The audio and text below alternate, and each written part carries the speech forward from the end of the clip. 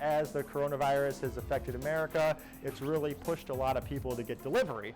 And you have places delivering that you wouldn't imagine would, like McDonald's, Chipotle, Burger King, all those other places say they deliver. Now, obviously, you're smart enough to know, and I'm smart enough to know, that McDonald's doesn't hire delivery drivers. When you order a Big Mac from McDonald's, some other type of information goes to DoorDash or Grubhub Delivery or Uber Eats, and they get that information. So you don't really have any communication with McDonald's. We never signed up with DoorDash. The way they would add restaurants is to automatically sign them up. What DoorDash did is they built a website. If you ordered delivery through that DoorDash website, DoorDash would then call us. So we got a phone call that was an order, but it was always from a DoorDash representative. As orders came through, we would know that it was DoorDash because it was always the same phone number. 30, 45 minutes later, an hour later, somebody would stop by and pick it up. They'd always pay with a credit card, then they'd pick up their food, and then they'd go. Now, initially, we didn't have any problem with that because what I noticed was all of the deliveries were going outside of our normal service area. I have in Chesterland a 5-mile radius where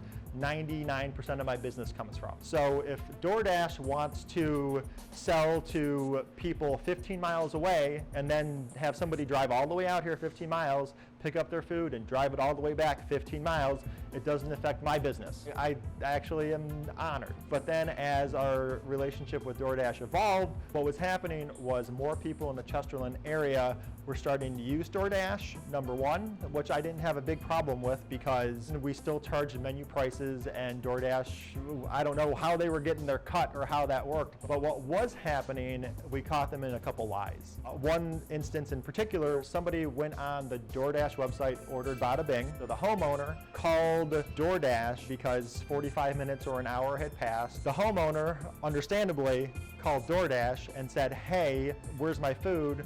And then DoorDash told them that we had messed up that order, that they were remaking it, that the delivery driver was here in the shop waiting for us to remake the food. Now, after the homeowner got off the phone, she called Bada-Bing. She's like, "Hey, Bada-Bing, I just got off the phone with DoorDash. I'm very unhappy that you messed my order up." We responded with, "What's your name?" We had our food ready. It was sitting on the oven for a half an hour getting cold, and we were wondering who was picking it up. So what we ended up doing was we remade the food and we delivered it to them, got back here all in time for the DoorDash representative to walk through the door and say, "I'm here for this order." He had a very sweet job of telling the DoorDash guy that we already took that order, it's been delivered, everything's handled, you have a nice day. And we're no longer DoorDash because of that. Now, that's my instance.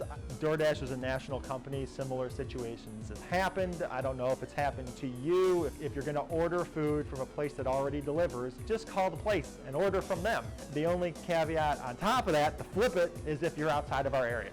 And if you want our food that badly, DoorDash it, that's fine, but you're kind of taking a bigger risk that way. That's my story. If you have any questions or comments, post them down below.